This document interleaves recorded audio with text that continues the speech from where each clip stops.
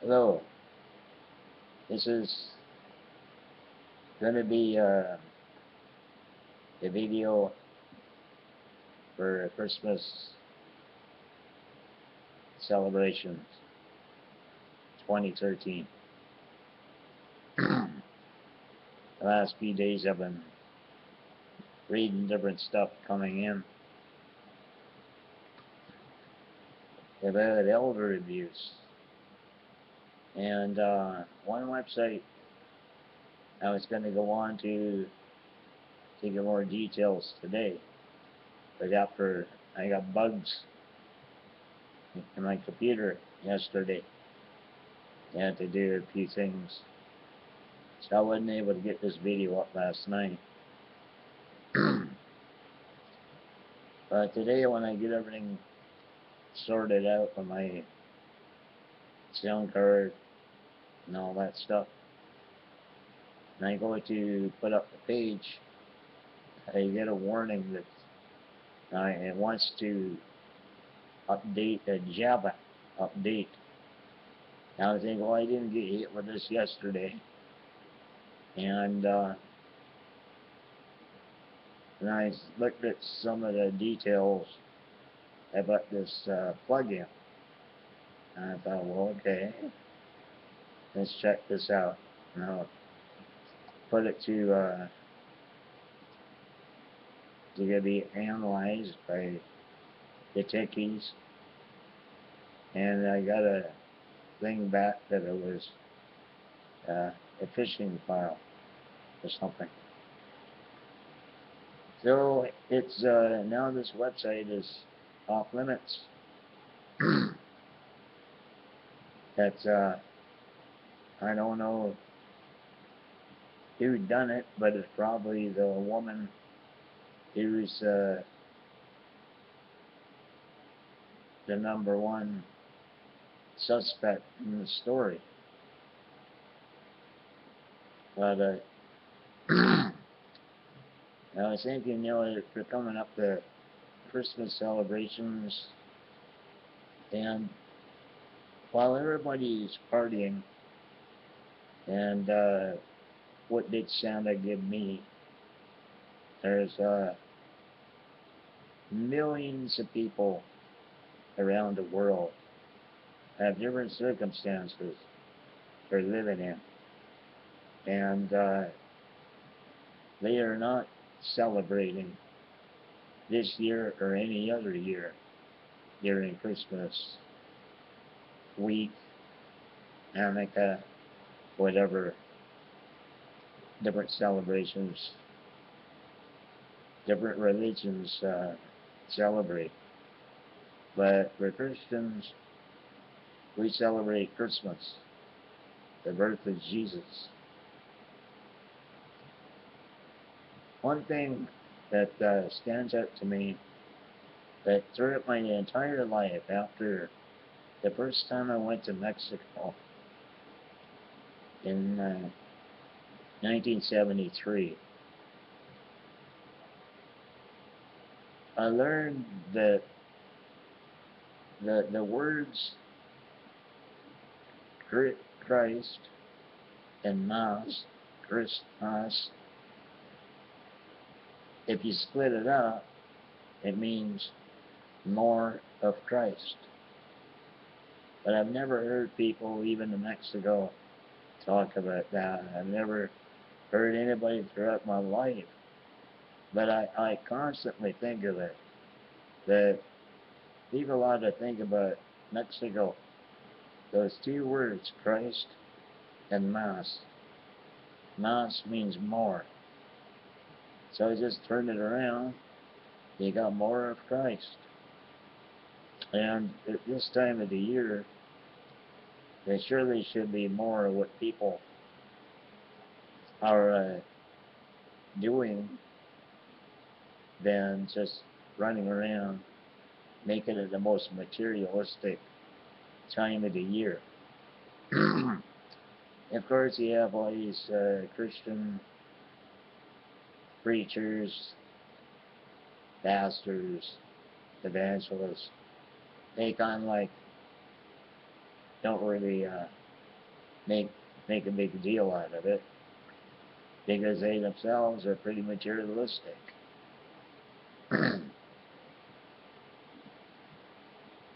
So, but every year, this time of year comes around, and there's a lot of people in different circumstances are not really partying. And I'm going to read parts of this file. But the Alex Schadenberg blog is the #1 blog I check out for everything. And then I go to the news wires. So on the 23rd, there's an article called Reality Check. Elder Abuse is on the Rise. By Alex Schadenberg. And what really stood out to me, before I got to the blog, I saw it on the news wire that I use, feedspot.com. And it really hit me when I saw it was an AP, Associated Press article. And I was thinking, what? Associated Press? And then it just really seemed to hit me, after all the stuff of Associated Press and Reuters disseminate real misinformation and a lot of disinformation in war news stories, war coverage, that they do publish real, valuable news items like this. Elder abuse. I never really thought much about elder abuse myself until 4 years ago, and Margaret Dorr wrote me, wanted me to try to write letters to the editor to help with Euthanasia Prevention Coalition and to get our message out. I got a couple of things published, but I just get so frustrated when I look at all these situations in Canada and the U.S. and now worldwide by disability rights pretty down the drain. And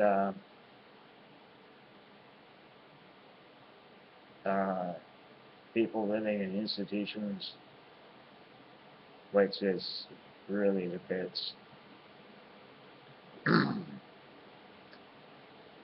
But where I'm living right now, it's kind of like,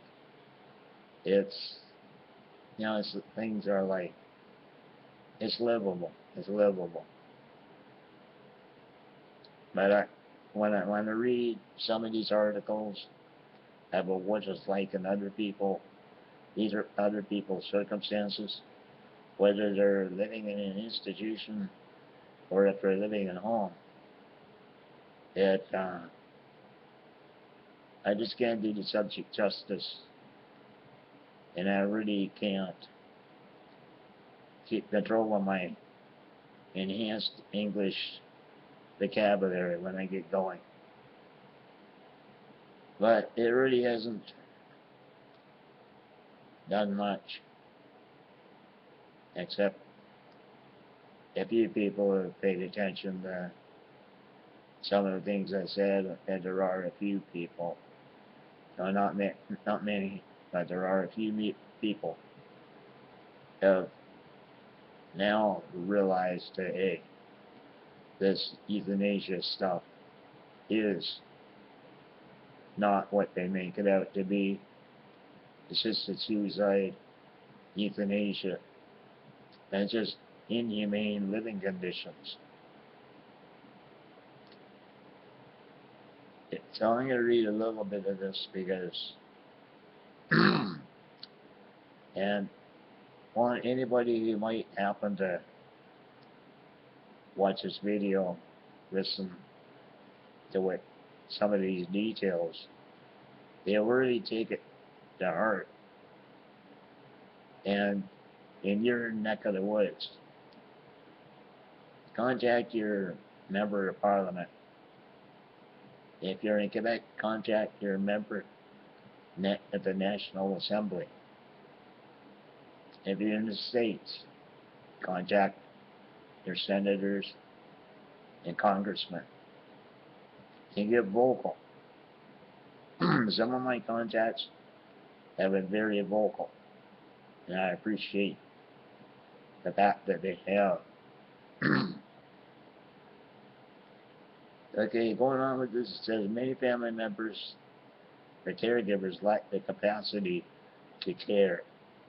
This is,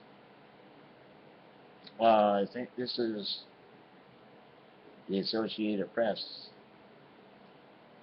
guy saying this, or it might be Alex. I think it's, I can't get back to the original article because it's been bugged.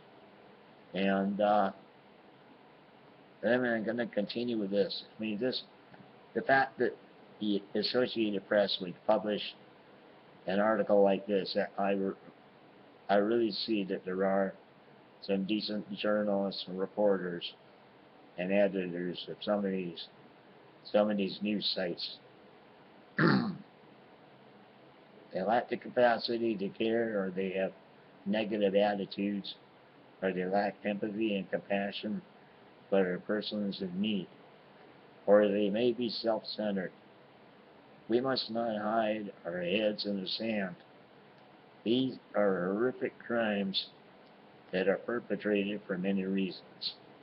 The suicide lobby are turning a blind eye to the reality of life for many seniors and people with disabilities who are dependent on others when they promote euthanasia and or assisted suicide. Okay, this is Alex talking. And then it says the article begins with a story of the Australian Cynthia Thuresson. By the time the ambulance showed up to the house, the woman's screams were, as the paramedics would later tell it, already at a 10 out of 10. On a bed in the foyer lay 88-year-old Cynthia Thuresson, her eyes screwed up in agony, her fists clenched, with an untended broken leg. Pieces kicked her body from her arms down to her feet, filling the crevices between her toes and under her fingernails. The fact that Cynthia even lived in the house was a surprise to most of the neighbors. None had ever seen her. None had any idea she spent her final days in hellish pain after a fall. None knew that her daughter and her caretaker, Marguerite Thuresson, had waited weeks before calling for help, or that the help would come far too late. In the end, Cynthia Thuresson joined a large and growing cohort of elderly people across the world who live and increasingly die in silence. They are unseen and unheard, left to fend for themselves against the problem society has barely begun to notice, let alone fix: elder abuse. The article continues. This type of abuse, which in many cases includes neglect, is still so hidden that it is hard to quantify. But the broad picture gleaned from hundreds of interviews and dozens of studies reviewed by the Associated Press, is clear. Tens of millions of elders have become victims, trapped between governments and families, neither of which has figured out how to protect or provide for them. Most of the elderly live with relatives or at home, and researchers estimate at least 4 to 10% of them are abused, likely much more. Even by the lowest count of 4%, that means about 30 million people. The demographics alone show clearly that the problem is growing. By the year 2050, there will be more old people on Earth than children for the first time in history because of rising lifespans and falling birth rates. Australia, where Cynthia lived, is a developed, wealthy nation considered progressive in its treatment of seniors. But even in high-income countries, the rate of abuse is 4 to 6%, according to the World Health Organization. And even here, the system failed Cynthia over and over again in life and in death.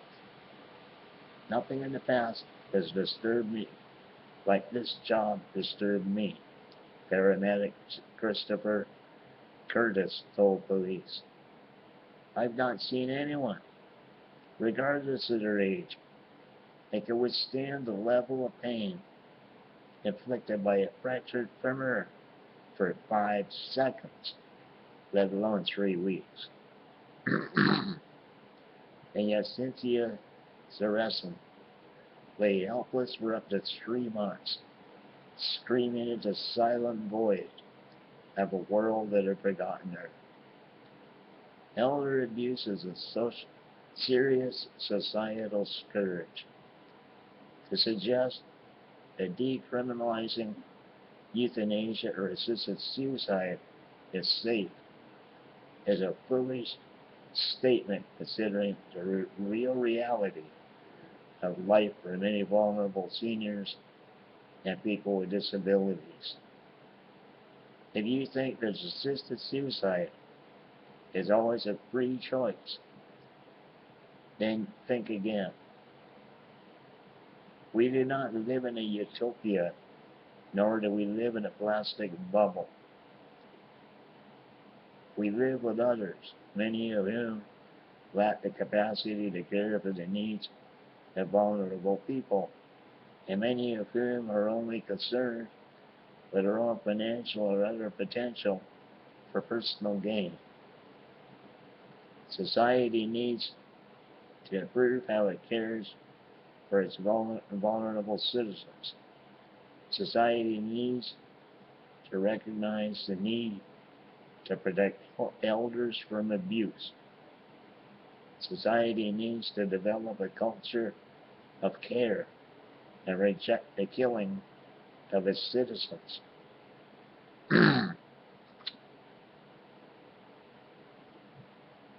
That's really good.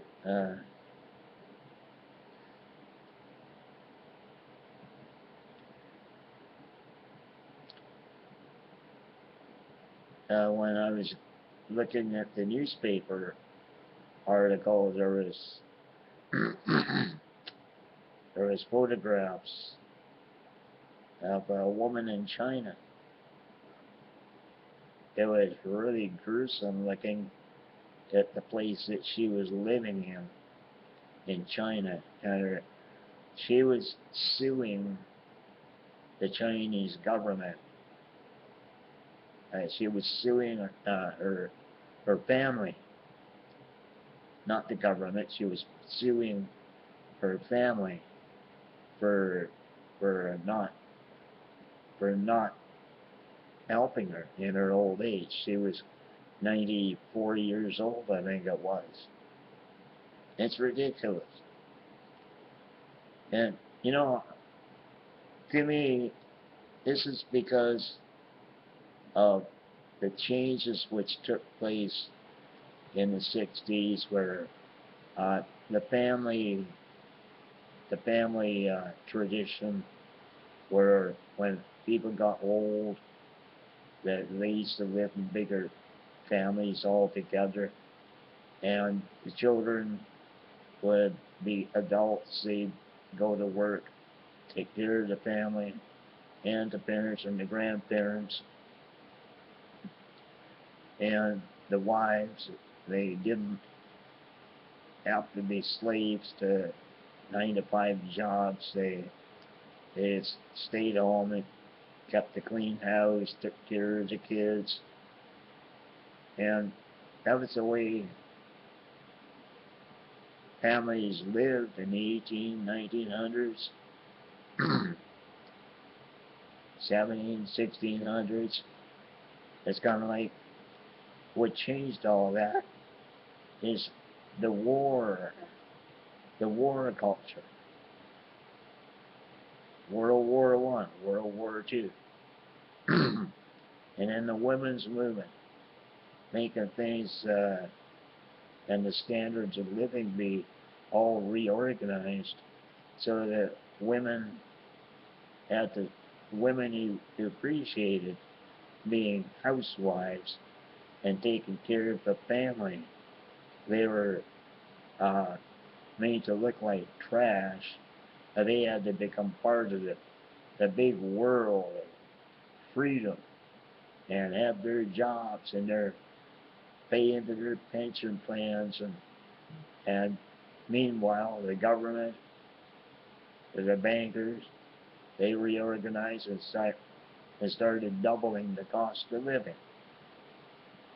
And since then, people have to struggle to survive. And so when they have their old senior citizens, they're just nowhere. And today they're just nowhere. They're on their own. And it's really pathetic, because scripturally, they were never meant to be abandoned by their children and their grandchildren. That's one thing you have to really admire about the tribal elders in many countries, until all those countries have been toppled upside down by bankers and corporations. And now there's commercials running on CNN about driving up the age of retirement. It said that people being able to retire at 65, now the people who need to get by and pay their bills, they're trying to drive it up to further than 65 years old. You know, for the people who got easy jobs and lots of money and just sit around in their offices, yeah, a lot of these guys, they can work in their 80s and 90s, business and doing the things they like to do.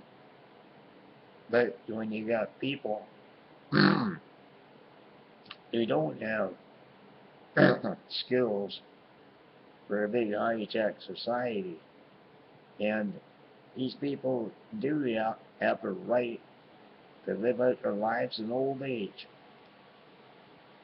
But I can see with the euthanasia drive is to make conditions as rotten as they can to push people to want to self-destruct.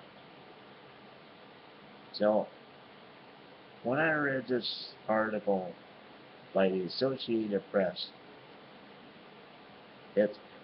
it's a good step. And it's really a good step when people in Reuters and Associated Press or start putting forth articles like this to educate people to wake up. So this is that article. There's another article I want to read. Alex Shadberg blog. It says, it's put out today, is the Belgian Euthanasia Control and Evaluation Commission a sham?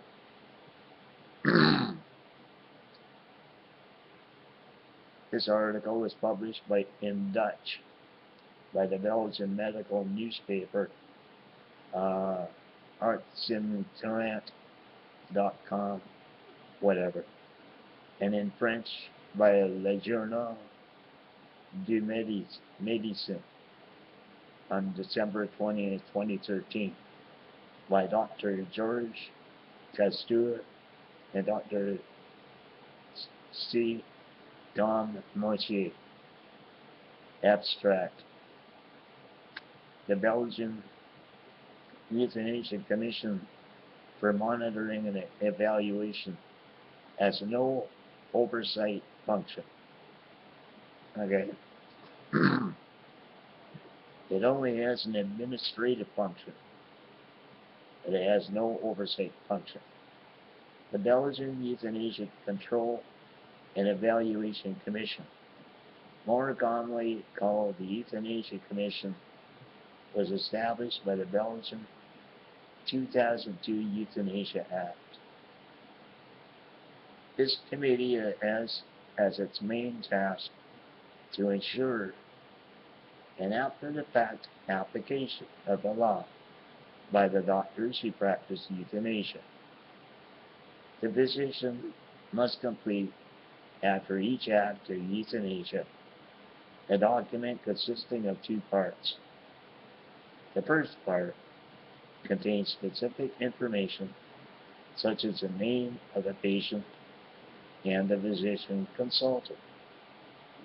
This document is confidential, and the Euthanasia Commission does not have access to it at first.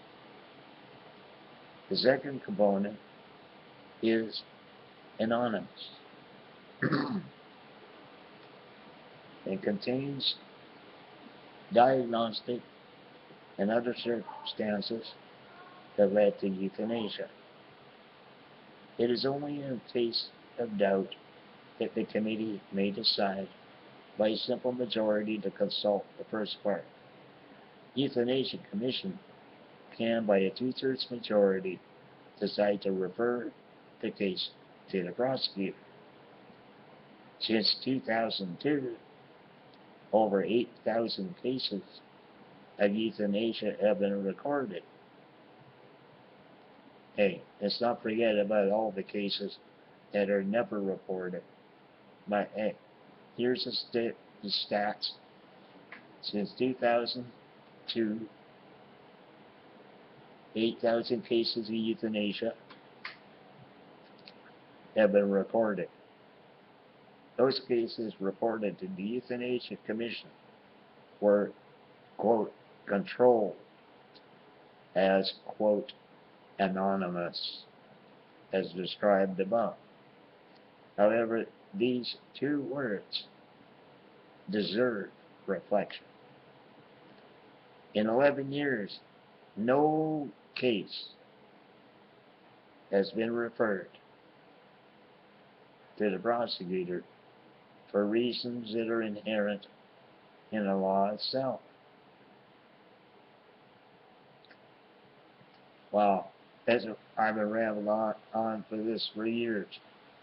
That as far as all the safeguards and everything I've always rambled on about, but all the campaigns, they had no intentions of enforcing any safeguards.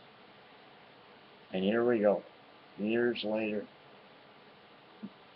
In 11 years, no case has been referred to the prosecutor for reasons that are inherent in the law itself. Every physician knows how to complete the second part of the document to not get into trouble. Now, hey, who wants to get into trouble, huh? There are operational issues with the Euthanasia Commission that several recent events have shown. Some registration documents concerning acts of euthanasia were performed by the president of the Euthanasia Commission himself, and other members of this commission appear to be in a conflict of interest.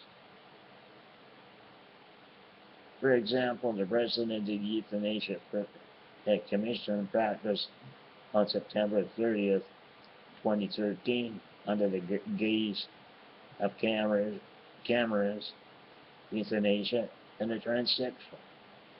He became depressed after surgery for sex reassignment. This file was, I remember that case.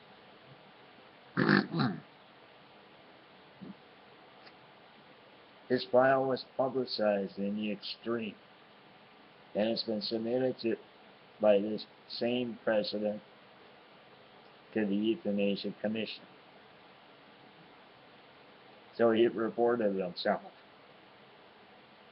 This file was publicized in the extreme, and has been submitted by the same president to the Euthanasia Commission. The president of the Euthanasia Commission reported on himself. However, the president nevertheless stated publicly that this act fits perfectly within the statutory criteria of the law. Now, he's going to question that, huh?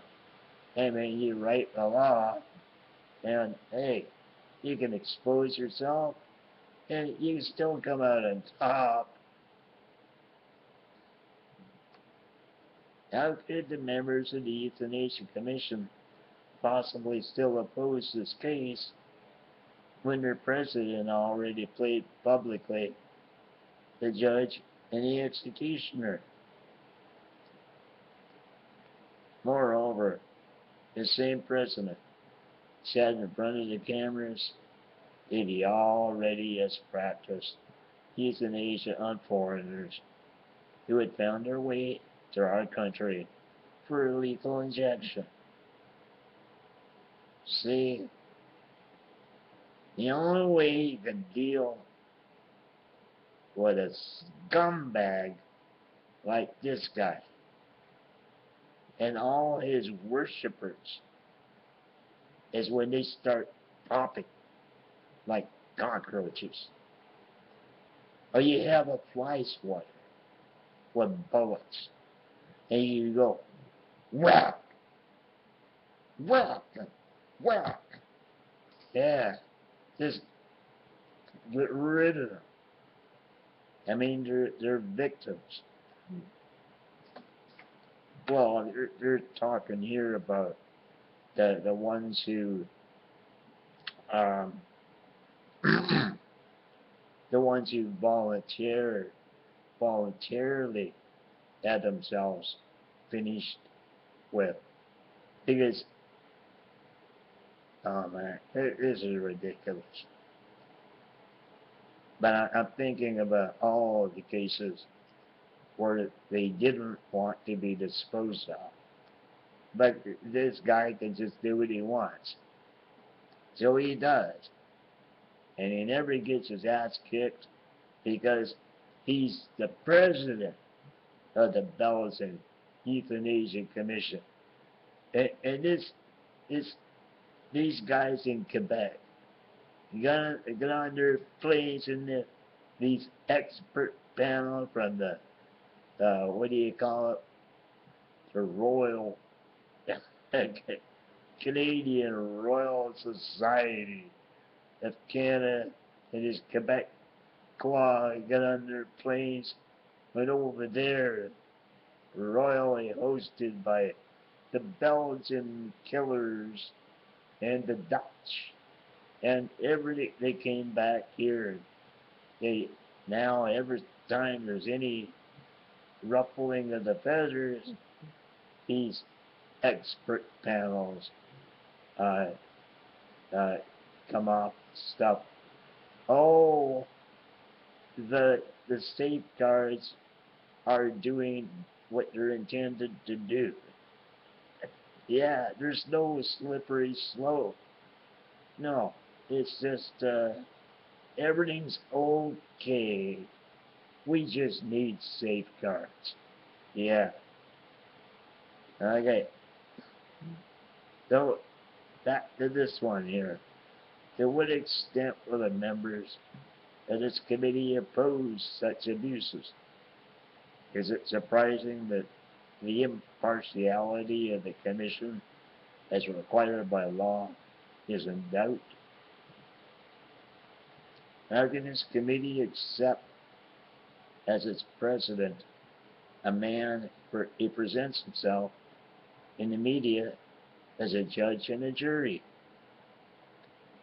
Should we wonder why no file has been referred for prosecution so far? We come to the conclusion that even the most strict application of the law to prevent abuses doesn't work. Therefore, the Euthanasia Commission has no control function at all, but only an administrative record function, an administrative record function. When even the president of the Euthanasia Committee is profiling himself openly as a judge and a jury, it seems all the more important that the operation and the impartiality of this commission is severely questioned. It is high time to consider a solution, such as a Before the Act Control Commission, or the replacement of the Euthanasia Commission by a panel of judges advised by doctors if necessary. I don't know if that'll work either. Having a panel of judges advised by doctors. What if the doctors and the judges are just the same hunky-dory? You know, you can't have something that's going to work, you know, like they protect each other, so, hey, you can only have a system, or either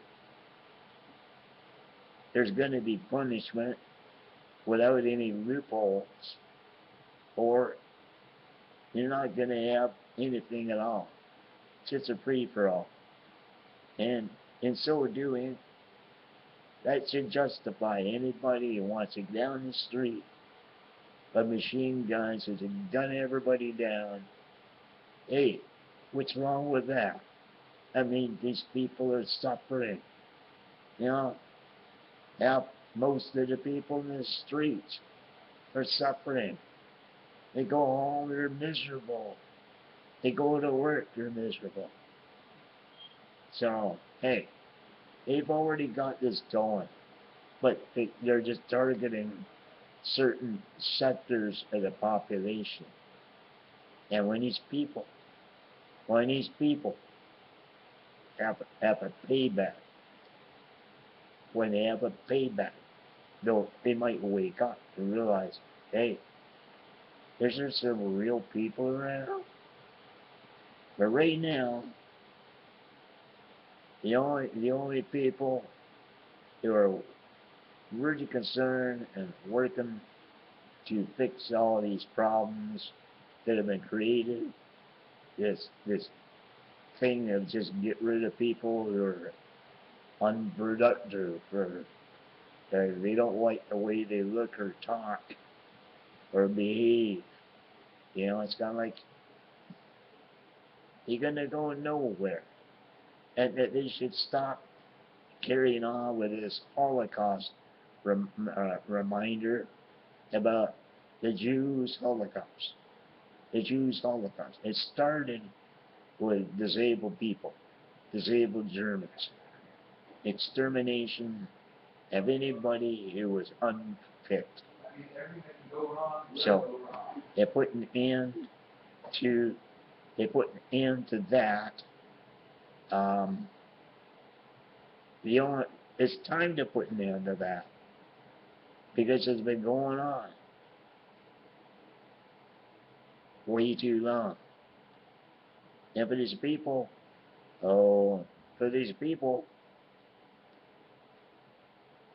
there all these years, more and more killings have been going on in the U.S., Canada, in Europe. It's causing the people who work as, quote, caregivers, I like to call them scaregivers because some of them aren't really nice people, you know, like, well, this guys, because they just treat the job they're doing like people are like irrecoverable, you know. It's kind of like there's times when people being changed. They're kind of like people are kind of going through a rough time with their breathing or they're in pain, you know, and they don't. Some of the PAs don't really care, and I can imagine that people in their homes are going through a lot of the same stuff because I had an apartment and I had home care workers, and the reason I wound up applying for long-term care in this place is because at least there was people around. And whereas in my apartment, twice when I was taking a shower, if I was taking a shower before my home care worker came, all they had to do was sit down and relax, you know, until I came out of the shower and got my boots on, and they could help do breakfast. But I'm thinking about it.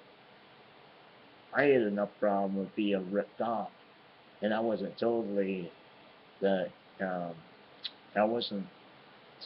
the stage I've been the last few years. So I can imagine in people's homes and some of the caregivers, well, some of these people are really good. Some of them aren't. They have some really good, decent people. They treat you like a human being, whereas other people is just kind of like they're just there for their money and they can't get any other kind of work. So they don't care how they do their job. And so I really do feel sorry for people, especially older people, because with me, I grew up learning all the basics of, like, all of us, you know, like be polite, be respectful of authority, and all that stuff. But they can't after being walked all over enough, and they were ripped off a few times, that was it. That was the end of it for me. And since then, people don't push me around too much because I do have a bad side if I have to use it. I prefer not to. I just like to be friends. And but I sure wish something could change to change the mentality of people toward the people who live in institutions and people who are senior citizens, because they deserve. People are senior citizens. When you get older, it should be a treasure. It should be such a virtue to be able to live to old age, instead of being pressured to get rid of yourself because, oh, there's not enough new people being born to take care of the old people. And all this overpopulation of the world stuff, I don't really know if I buy it or not. You know, they tell us there's 7 billion people, but the one thing I learned was that the world right now, with the resources we have, could sustain a population between 8 and 40 billion people. Now, the reason that the resources are in danger is because we got some psychopaths who are taking up and consuming too much of the world's resources. Industry, the military, they're using up too much of the world's resources, and we need to scale it down. They need to get away from thinking that they are God and that they deserve the whole world, and everybody else shut up. So, oh no, I'm talking too much. Anyway, during Christmas, if you have parents and grandparents in their 80s and 90s, go visit them. Be good, be civilized.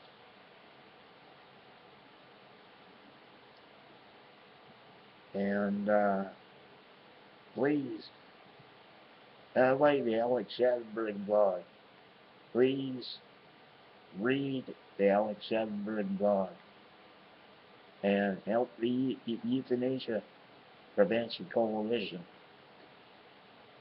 It really needs support. Merry Christmas.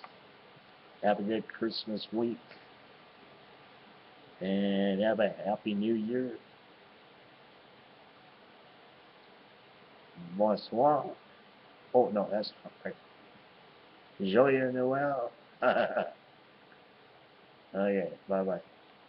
Christ and Mass. Christmas. If you split it up, it means more of Christ. But I've never heard people, even in Mexico, talk about that. I've never heard anybody throughout my life. But I constantly think of it, that people ought to think about Mexico. Those two words, Christ and Mass. Mass means more. So I just turn it around. You got more of Christ. And at this time of the year, there surely should be more of what people are doing than just running around making it the most material. And they are not celebrating this year or any other year during Christmas week, Hanukkah, whatever, different celebrations, different religions celebrate. But for Christians, we celebrate Christmas, the birth of Jesus. One thing that stands out to me, that throughout my entire life, after the first time I went to Mexico in 1973, I learned that the words today, when I get everything sorted out on my sound card and all that stuff, and I go to put up the page, I get a warning that it wants to update a Java update. Now I think, well, I didn't get hit with this yesterday. And I looked at some of the details I bought this plug-in. And I thought, well, okay, let's check this out. And I'll put it to be analyzed by the techies. And I got a thing back that it was a phishing file or something. Hello, this is going to be a video for Christmas celebrations 2013. The last few days I've been reading different stuff coming in about elder abuse. And one website I was going to go on to get more details today, but after I got bugs in my computer yesterday, I had to do a few things, so I wasn't able to get this video up last night. So it's now this website is off limits. That's I don't know who done it, but it's probably the woman who's the #1 suspect in the story. But I was thinking, they're coming up to Christmas celebrations, and while everybody's partying, and what did Santa give me? There's millions of people around the world have different circumstances they're living in.